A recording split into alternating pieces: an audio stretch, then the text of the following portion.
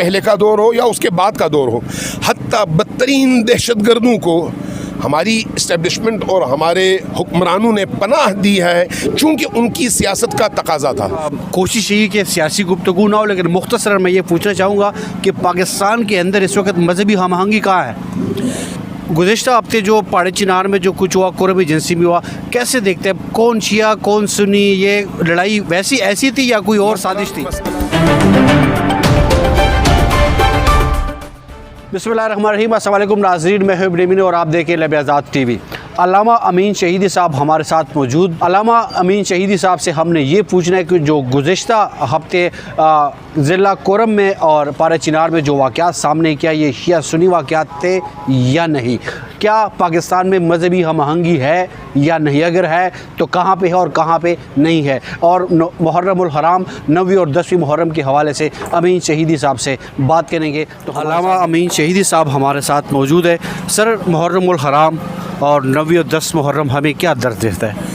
بسم اللہ الرحمن الرحیم۔ دیکھیے، 9 اور 10 محرم، پہلی بات تو یہ ہے کہ عزائے اہل البیت کا موقع ہے، یعنی نبی کریم کے گھرانے کے لٹنے کا وہ وقت جب تمام عالم انسانیت کے دلوں پر ایک غم کی کیفیت چھائی ہوتی ہے۔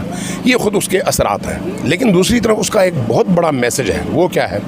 وہ یہ ہے کہ جب معاشرے کے اندر بے راہ روی ہو، معاشرے کے اندر ظلم اور ستم ہو، معاشرے کے اندر انصاف کا خون ہو، معاشرے کے اندر طاقتور اپنی طاقت کی بنیاد پر مظلوم کا گلا گھونٹے اور مظلوم اپنی کمزوری کی وجہ سے آواز بھی نہ نکال سکے، وہاں پر حسین ابن علی کا کردار اپناؤ اور ظلم کے مقابلے میں کھڑے ہو جاؤ، چاہے اس کے لیے کنبہ ہی لٹانا کیوں نہ پڑے۔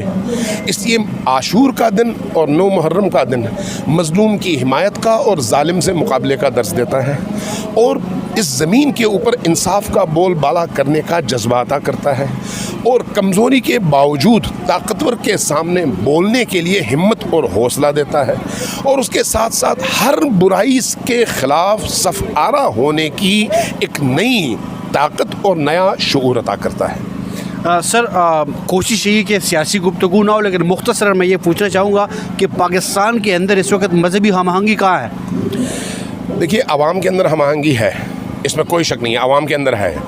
مشکل یہ ہے کہ جن لوگوں کی دال روٹی اور روزی روٹی کا مسئلہ افراتفری اور امن کے ماحول کو خراب کرنے سے چلتا ہے، ان کی مشکل بنتی ہے۔ اس لیے اگر چاہے وہ سیاستدان ہو، چاہے وہ بیوروکریسی اور اسٹیبلشمنٹ ہو، چاہے وہ مولوی ہوں، چاہے وہ معاشرے کا کوئی اور طبقہ، اگر ان کی روزی روٹی کا مسئلہ افراتفری اور تفرقے سے نہ ہو تو پھر معاشرے کے اندر بالکل امن قائم ہو اور بھائی چارہ قائم ہو۔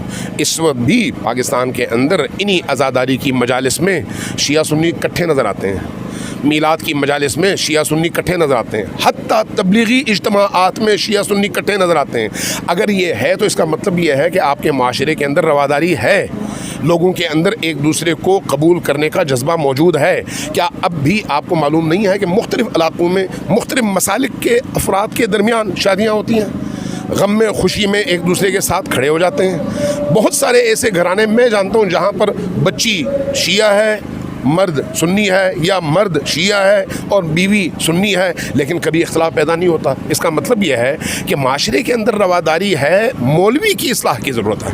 سر، آخری سوال، چونکہ آپ جلدی میں اپنے کی اور بھی پہنچ رہے ہیں، گزشتہ ہفتے جو پہاڑی چنار میں جو کچھ ہوا، قرب ایجنسی میں ہوا، کیسے دیکھتے ہیں؟ کون شیعہ کون سنی؟ یہ لڑائی ویسی ایسی تھی یا کوئی اور سازش تھی؟ مسئلہ شیعہ سنی کا نہیں ہے پہاڑی چنار میں، یہ سیاسی مسئلہ ہے، لیکن مسلکی اختلاف کو اس سیاسی مسئلے کے لیے ایندھن کے طور پر استعمال کیا جاتا ہے، اور پاکستان بھر میں یہ ہوتا ہے۔ حتیٰ پاکستان کے اندر فرقہ وارانہ مسئلہ لوگوں کا مسئلہ نہیں ہے، بلکہ اہل اقتدار نے ہمیشہ اس مسلکی اختلاف کے عنوان کو اپنے اقتدار کے مسائل کے لیے استعمال کیا ہے، چاہے وہ جنرل ضیاء الحق کا دور ہو، اس سے پہلے کا دور ہو یا اس کے بعد کا دور ہو۔ حتیٰ بدترین دہشت گردوں کو ہماری اسٹیبلشمنٹ اور ہمارے حکمرانوں نے پناہ دی ہے چونکہ ان کی سیاست کا تقاضا تھا، لیکن جب انہی پر حملے ہوئے تو پھر انہی نے اپنے ہی پالے ہوئے ان سانپوں کو مارنا شروع کیا۔ تو یہ مسلکی مسئلہ نہیں ہے، یہ مسئلہ ہے مفادات کا، یہ مسئلہ ہے سیاسی پالیسیز کا، جس کے تحت جہاں چاہیں وہاں پر مسلکی اختلافات کو وہ ہوا دیتے ہیں، اور جہاں ان کے مفادات کو نقصان ہوتا ہے وہاں پر اس آگ کو بجھانے کی کوشش کرتے ہیں۔ بہت شکریہ ناظرین، ہمیشہ کی طرح دعا اور امید ہی کہ ہمارے ملک پاکستان میں مذہبی ہم آہنگی ہو اور ہمارا ملک پاکستان اور ہماری ریاستی ادارے بہتری کی طرف جائے۔ اجازت دیجیے، اللہ حافظ۔